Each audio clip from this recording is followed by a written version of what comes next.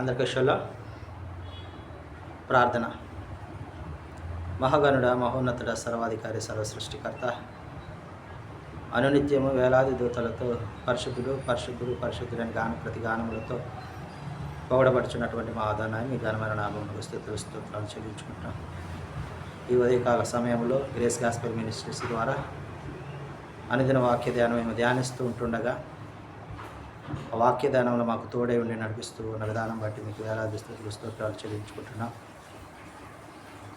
వాక్యములోని ఉన్న మర్మముక్తమైన జ్ఞానమును మాకు బోధిస్తూ తండ్రి, నీ యందు భయభక్తులు గల వారమే జీవించినట్లుగా మమ్మల్ని బలపరుస్తున్న విధానం బట్టి మీకు వేలాది స్తోత్రాలు చెల్లించుకుంటూ ఈ మానవులు మా రక్షకుడు విమోచకుడు యెషూవా మెస్సీయ నామములో అడిగి పొందుకుంటున్నాం తండ్రి. ఆమేన్.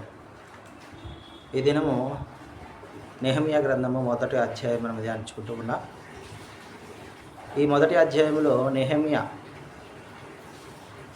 నెహెమ్యాకు వద్దకు వచ్చినటువంటి తన సహోదరులైన హనానియా మరియు యూదుల్లో కొందరు వచ్చి ఆ వచ్చిన వారిని నెహెమ్యా అక్కడ ఉన్నటువంటి యెరూషలేములో ఉన్నటువంటి వారి యోగక్షేమాలు అడిగినప్పుడు చెరపట్టబడినటువంటి శేషములు తప్పించుకున్నబడినటువంటి యూదులను గురించి యెరూషలేమును గురించి వారిని అడిగినప్పుడు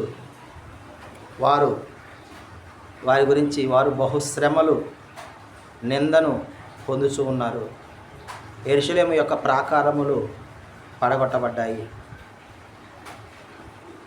అగ్ని చేత కాల్చివేయబడ్డాయి అని వారు చెప్పినప్పుడు నెహెమ్యా దుఃఖముతో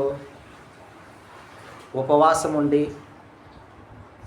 ఆకాశమందలి ఎలోహిం వారికి విజ్ఞాపన చేసినట్లుగా చూస్తూ ఉన్నాం. ఆ విజ్ఞాపన ప్రార్థనను మనం ఒకసారి జ్ఞాపకం చేసుకుంటున్నాం. ఆకాశమందున్న ఎలోహిం, భయంకరుడమైన గొప్ప తండ్రి, నిన్ను ప్రేమించి నీ ఆజ్ఞలను అనుసరించి నడుచుకుని వారిని కటాక్షించి వారితో నిబంధన స్థిరపరచువాడా,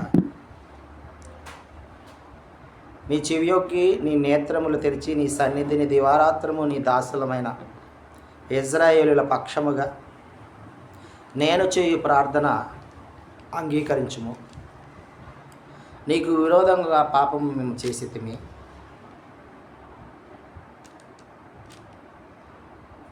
నేనును నా తండ్రి ఇంటి వారును పాపం చేసి ఉన్నాము. నీకు బహు అసహ్యముగా మేము ప్రవర్తించితిమి. మోషే నిర్ణయించిన ఆజ్ఞలను మేము కట్టడలను విధులను మేము గైకొనకుంటిమి. మోషేకు ఇచ్చినటువంటి మాట ప్రకారము నీ యొక్క